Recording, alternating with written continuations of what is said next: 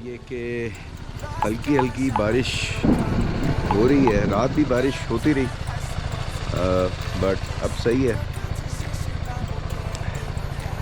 तो चल के नाश्ता वगैरह देखते हैं ताकि टाइम जो है बच जाए। फिर नाश्ता करके उसके बाद फिर फर्दर प्लान बनाते हैं कि किस तरफ जाना है। We pulled into the empty lot before the pavement got too hot. ये है जनाब कचूरा वैली के कुछ ड्रोन शॉट्स। एक बहुत ही खूबसूरत सी वैली जहाँ की हाईलाइट है शंग्रीला रिजॉर्ट और कचूरा लेक। यहीं से रास्ता फिर आगे जाता है सौक वैली के लिए। बहुत ही ज़बरदस्त सी लोकेशन थी। बिल्कुल मैं चौक में पहुंचा तो एक होटल अंडर कंस्ट्रक्शन था। उनसे मैंने कहा यार ये बाहर जो आपने लॉन सा बनाया हुआ है यहाँ पे मैं कैंप लगा लूँ। उन्होंने इजाज़त दी।